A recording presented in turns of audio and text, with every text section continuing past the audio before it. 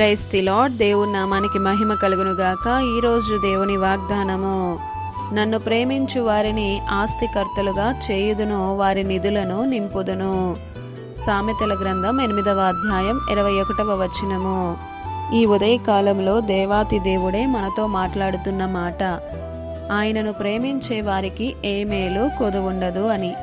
ప్రభువును నీవు ఎప్పుడైతే పూర్ణ ఆత్మతో పూర్ణ బలముతో ఆరాధిస్తావో ఆయన కనుదృష్టి నీపైనే ఉంటుంది.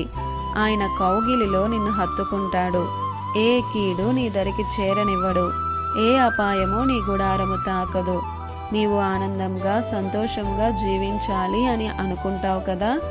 ఆయనను ప్రేమిస్తున్నావా? ఆయనతో సహవాసం చేయగలిగితే, ఆయనతో మాట్లాడుటకు ఇష్టపడగలిగితే, ఆయన మాట వినడానికి, ఆయన సన్నిధిలో ఉండడానికి ఇష్టపడగలిగితే, నీకు కాపుదలగా ఉండాలన్నా, నిన్ను తప్పించబడాలన్నా నీవు ఆయనను ప్రేమించాలి. అతడు నన్ను ప్రేమించుచున్నాడు కనుక నేనతన్ని తప్పించెదనని దేవుడే అంటున్నాడు. మనుష్యులు నీకు విరోధముగా ఉన్నప్పటికీ అక్కడ ఆయన ప్రణాళికను సిద్ధం చేస్తాడు. ఆయన ప్రేమలో మార్పు లేదు. మార్పు లేని ఆర్పజాలని ప్రేమది. ఆయన నిన్ను ఇంకా ప్రేమిస్తూనే ఉన్నాడు. నీవు విసిగిస్తున్నా, ఆయన మాట వినకపోయినా సరే నిన్ను ఇంకా ప్రేమిస్తూనే ఉన్నాడు. ఆయన ప్రేమ నీ వెంట పడుతూనే ఉంది. నీవు ఎలా ఎప్పుడు దేవుణ్ణి ప్రేమిస్తావో విడిచిపెడతావో ఆయనకు తెలుసు. రేపు నీ భవిష్యత్ అంతా నీవు ఎలా జీవించగలుగుతావో కూడా ఆయనకు తెలుసు. దేవునికి అన్నీ తెలుసండి. ఆయన ప్రతి క్షణం నిన్ను నన్ను మనందరినీ చూస్తున్నాడు. ఏ స్థితిలోనైనా సరే ఆయన ప్రేమ తొనకదు, మార్పు లేదు.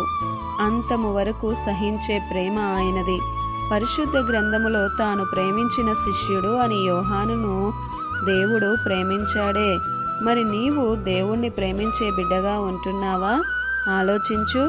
ఆయనను ప్రేమిస్తే నీకు ఇరుకులో విశాలతను, సమృద్ధి అనుభవమే, ఊహించని గొప్ప దీవెనలే. ఆయన ప్రేమ నీకై ఎదురు చూస్తుంది. తన అరచేతిలో నిన్ను చెక్కుకున్నాడు. మితిలేని ప్రేమ, హద్దులేని ప్రేమ ఆయనది. మన పితరులందరూ కూడా దేవుణ్ణి ప్రేమించిన వారే, ఆయన మాట ప్రకారం జీవించిన వారే, ఆస్తికర్తలుగా దీవించబడ్డారు. ఇంకెందుకు ఆలస్యం? దేవుణ్ణి ప్రేమించు.